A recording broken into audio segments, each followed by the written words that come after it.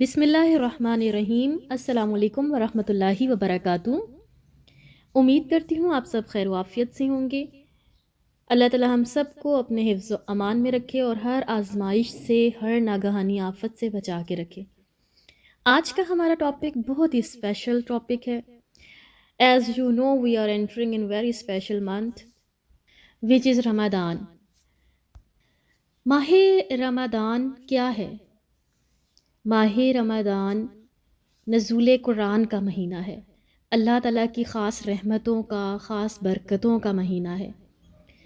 رمضان کا مہینہ صبر کا مہینہ ہے، فراخی رزق کا مہینہ ہے، ایک دوسرے سے خیر خواہی کا مہینہ ہے، جنت میں داخل ہونے اور جہنم سے آزادی حاصل کرنے کا مہینہ ہے۔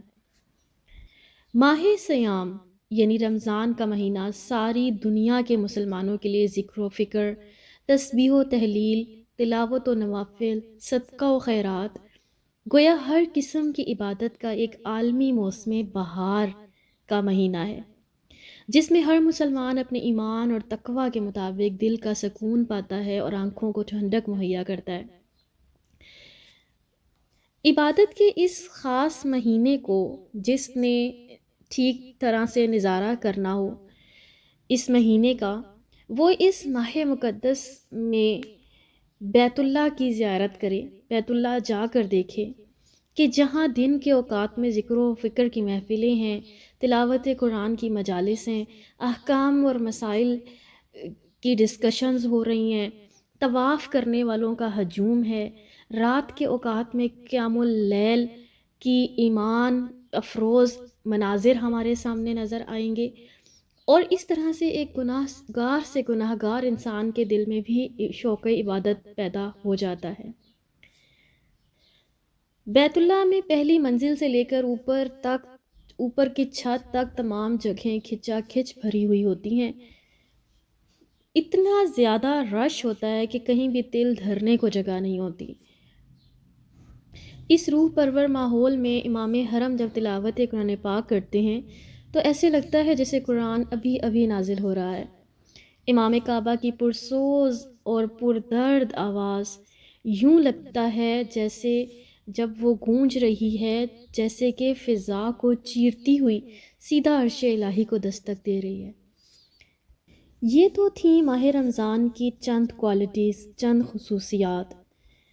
اب ہم تھوڑا سا یہ بات ریکال کرتے ہیں کہ رمضان کا مقصد کیا ہے ہماری زندگیوں میں۔ ہر 11 مہینے کے بعد جب اللہ تعالیٰ رمضان کا مہینہ لاتے ہیں تو آخر اس کی غرض و غایت کیا ہے؟ Firstly we have to understand the nature of fasting. ہمیں فاسٹنگ کا، روزے کا مقصد سمجھنا ہے کہ اللہ نے بنایا کیوں۔ کیا روزے کا مقصد سحری افطاریاں کرنا ہے، یا ٹیبلز کو سجانا ہے، یا پھر سونا ہے، یا اس طرح کے اور دیگر کام جو ہمارے مقصد کو ختم کر رہے ہیں، ہمارے اس مقصد کو جو اللہ نے ہمارے آگے رکھا اس کو پس پشت ڈالا جا رہا ہے۔ کیا ہم نے ان کو پرائیورٹی بنا لیا ہے، یا پھر ہمارا مقصد وہ ہے جو اللہ نے ہمارے سامنے رکھا کہ اے مومنو، اے ایمان والو، تم پہ روزے فرض کیے گئے ہیں جس طرح کہ تم سے پہلی امتوں پر فرض کر دیے گئے تھے، تاکہ تم تقوی اختیار کرو، تاکہ تم اس کیفیت تک پہنچ سکو جہاں پر یہ احساس تمہارے اندر آ جائے کہ اللہ کو تم دیکھ رہے ہو اور تم کو اللہ دیکھ رہا ہے۔ نبی اکرم صلی اللہ علیہ وسلم نے فرمایا، من صام رمضان ایمانا واحتسابا غفر لہ ما تقدم من ذنبہ۔ جس نے ایمان کے ساتھ اور ثواب کی نیت سے رمضان کے روزے رکھے، اس کے گزشتہ سارے گناہ معاف کر دیے جائیں گے۔ گویا ایک طرف مقصد ہمیں تقوی کا حصول، اللہ کی رضامندی بتا دیا گیا، دوسری طرف اپنے گناہوں کو بخشوانے کا بہترین ذریعہ بھی رمضان کو قرار دیا۔ اب ہم آتے ہیں کچھ کرنے کے کام کی طرف کہ اب ہمیں کرنا کیا ہے۔ اوکے، جب بھی ہمیں کوئی یہ خاص کام کرنا ہوتا ہے جس کا ہماری زندگی میں ایک اہم کردار ہوتا ہے، یا اس نے ہماری آئندہ آنے والی زندگی میں ایک اہم کردار ادا کرنا ہوتا ہے، تو ہم بہت سوچ سمجھ کے قدم اٹھاتے ہیں۔ ہم اس کام کے متعلق ریسرچ کرتے ہیں، اپنے دل کو تسلی میں رکھتے ہیں، اور جلد بازی نہیں کرتے، بہت پلاننگ سے کام لیتے ہیں۔ اور جہاں پر ہمیں پریکٹس کی ضرورت ہوتی ہے، ٹریننگ کی ضرورت ہوتی ہے، ہم اس کام کو پایا تکمیل تک پہنچانے کے لیے ٹریننگ بھی لیتے ہیں، پریکٹس بھی کرتے ہیں۔ تو اسی چیز کو سمجھتے ہوئے رمضان پلاننگ کو اپنے سامنے رکھیں کہ رمضان پلاننگ مجھے کیوں کرنی ہے۔ اس لیے کرنی ہے کہ اس نے میری زندگی میں ایک اہم کردار ادا کرنا ہے، اس نے میرے آئندہ آنے والے 11 مہینوں کو سنوارنا ہے، اس نے ایک ایسا اثر چھوڑ کے جانا ہے جو مجھے آئندہ لائف میں میرے لیے بہت ہیلپ فل ہوگا۔ آپ دیکھیں، میراتھن ریس میں حصہ لیتے ہیں جب، تو آپ کا کیا خیال ہے کہ کوئی بھی کیسے بھی اٹھ کر اس ریس میں حصہ لینے کے لیے چلا جائے گا؟ نہیں، اس ریس میں حصہ لینے کے لیے بہت پریکٹس کی ضرورت ہوتی ہے، اپنے مسلز کو عادی بنانا ہوتا ہے تاکہ وہ اس ریس میں تھک نہ جائیں۔ ان مسلز کو عادی بنانے کے لیے پچھلے کئی عرصے کی محنت شامل ہوتی ہے، جس سے وہ جو ریس میں حصہ لینے والا انسان ہے وہ خود کو اتنا مضبوط کر لیتا ہے کہ وہ ریس میں جا کے تھکتا نہیں ہے، بلکہ وہ مزید آگے سے آگے بھاگنے کی کوشش کرتا ہے۔ اسی طرح رمضان ہماری لائف میں جو اللہ تعالیٰ ہم سب کو ایک نصیب فرما رہے ہیں، اللہ تعالیٰ خیر و عافیت سے اس کو گزاریں۔ اس تک پہنچنے کے لیے بھی ہمیں اپنے مسلز کو، اپنی باڈی کو ابھی سے پریکٹس میں لانا ہے، ابھی سے ان کو ٹریننگ دینی ہے۔ نبی اکرم صلی اللہ علیہ وآلہ وسلم اور ان کے ساتھی تو 6 ماہ پہلے رمضان کی تیاری شروع کر دیتے تھے، رمضان کی پلاننگ شروع کر دیتے تھے، اور خود کو پریپیئر کرنے لگ جاتے تھے کہ ہمیں رمضان کیسے گزارنا ہے۔ اب ایک بات یہ کہ یا تو ہم رمضان کو رینڈم اس کو طریقے سے گزاریں، رینڈملی گزارتے ہوئے چلے جائیں، یا دوسرا یہ کہ we have to plan with right mindset. ہمیں اپنے مائنڈ کو رائٹ طرف لے کر جانا ہے اور صحیح طریقے سے اپنے مائنڈ کو سیٹ کرنا ہے کہ ہمیں بہت سے گولز ڈیسائیڈ کرنے ہیں۔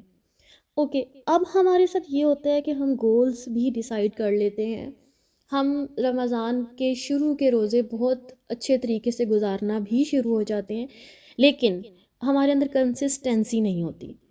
شروع میں ہم تراویح بھی پڑھ رہے ہیں، شروع میں ہم تلاوت بھی بہت کر رہے ہیں، اور نوافل بھی پڑھے جا رہے ہیں، اس کے علاوہ سلیپ ٹائم بھی ہمارا کام ہے، لیکن وہ 6-7 روزوں کے بعد ایک دم سے ہماری کنسسٹنسی میں کمی واقع ہو جاتی ہے، اور ہم اب خود کو پھر وہیں واپس لا کر کھڑا کر دیتے ہیں جہاں سے ہم نے خود کو اوپر اٹھانے کی کوشش کی ہوتی ہے۔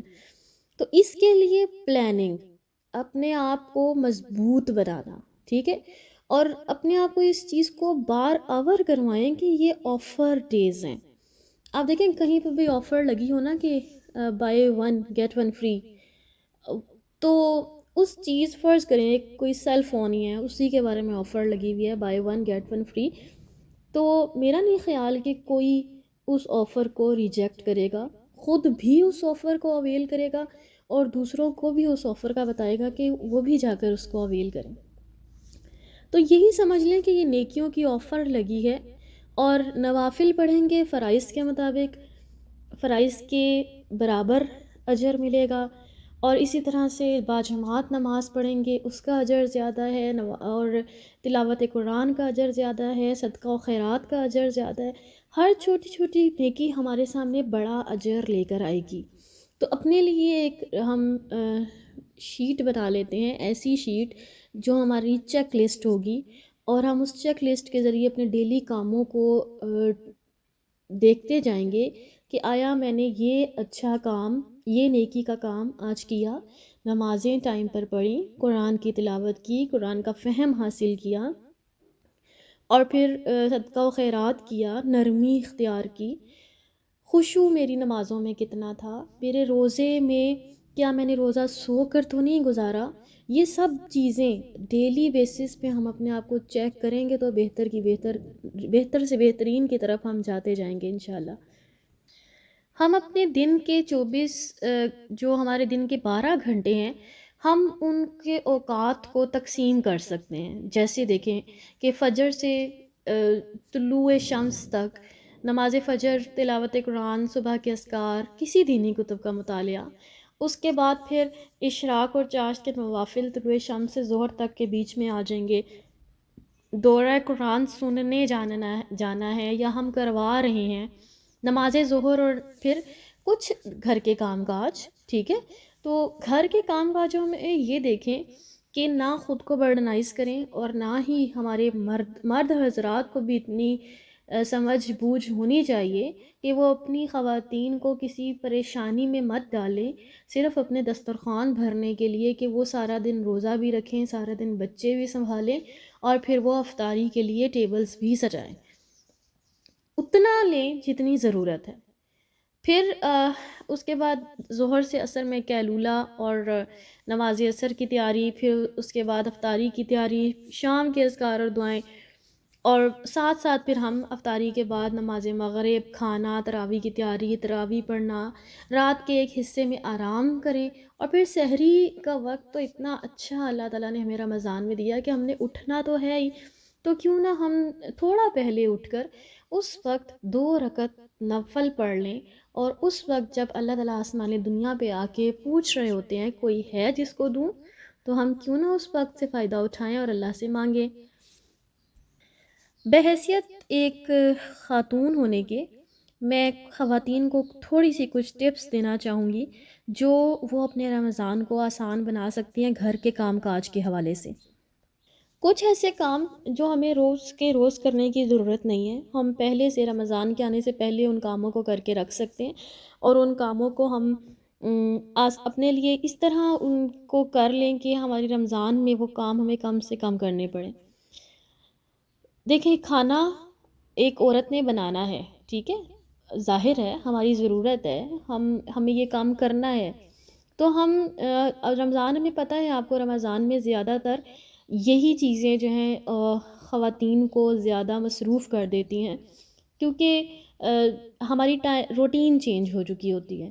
تو اس میں دیکھیں کہ کچھ چیزیں پریزرو کر لیں اپنے پاس، جیسے لہسن ادرک کا پیسٹ بنا کے رکھ لیں، ہری چٹنی بنا کر رکھ لیں، املی کی چٹنی بنا لیں، پھر چنے بوائل کر کے رکھ لیں، ٹماٹر کا پیسٹ بنا سکتے ہیں، بیسن میں مسالے مکس کر کے رکھ لیں، جیسے کٹی مرچ ہے، لال مرچ ہے، اور خشک دھنیا ہے، ثابت دھنیا ہے، اور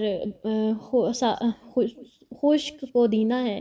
یہ ایسی چیزیں ہیں جو بیسن میں مکس کر کے رکھ لیں، اور جب آپ کو بیسن استعمال کرنا ہے، ہمیں پتہ ہے ہر گھر میں پکوڑے سموسے کھائے جاتے ہیں، اور جس دن نہ بنے اس دن روزے دار جو ہیں وہ ناراضگی کا اظہار کرتے ہیں۔ ایون کسی کو آپ نے افطاری پہ بلایا ہے اور سارا دسترخوان پہ بہت چیزیں رکھی ہیں لیکن پکوڑے نہیں ہیں، تو ہمیں مہمان بھی برا منا جاتے ہیں۔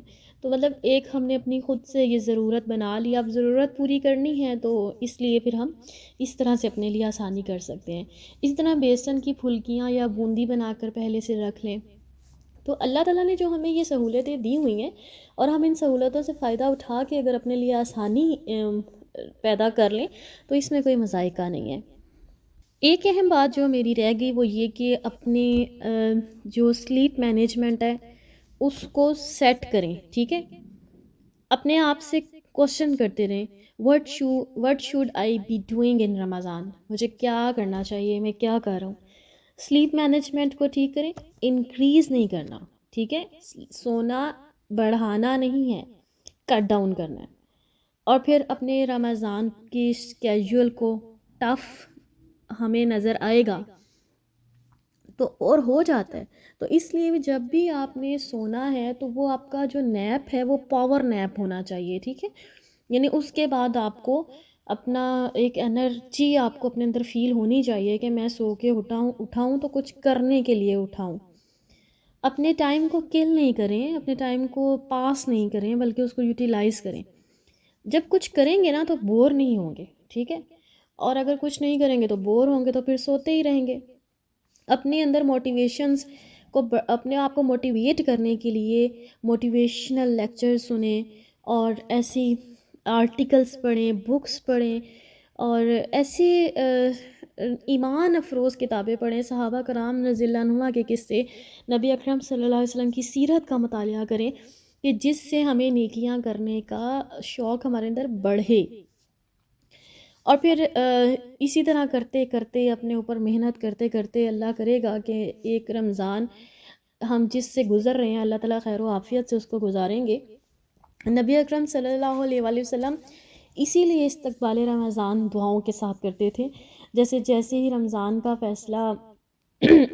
کا فیصلہ ہو جاتا کہ رمضان آ گیا ہے تو نبی اکرم صلی اللہ علیہ وسلم دعا کرتے، اذا رأیتم الہلال فصوموا وَإِذَا رَأَيْتُمُوهُ فَأَفْطِرُوا فَإِنْ غُمَّ عَلَيْكُمْ فَصُومُوا 30 يَوْمًا۔ جب تم رمضان کا چاند دیکھو تو روزہ رکھو، اور جب تم شوال کا چاند دیکھو تو افطار کرو، اور اگر مطلع برآلود ہو تو 30 روزے پورے کر لو۔ اور پھر رمضان کا استقبال خوشی اور دعاؤں کے ساتھ کریں۔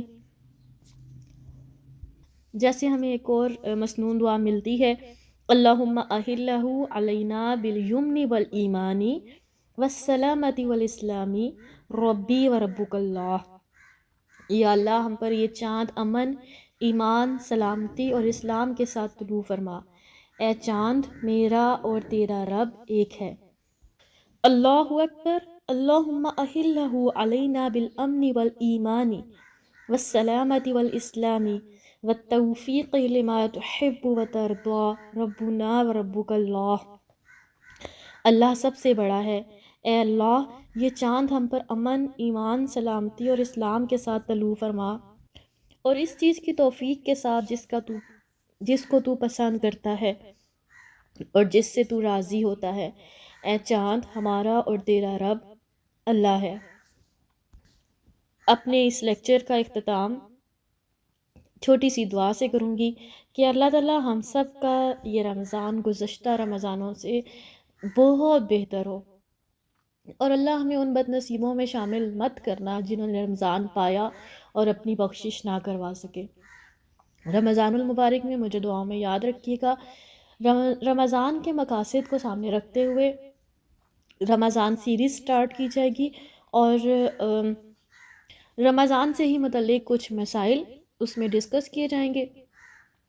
اگر آپ میرے چینل پر نئے ہیں تو سبسکرائب کرتے جائیے گا تاکہ نئی ویڈیوز سے آپ کو انفارم آپ ہوتے رہیں۔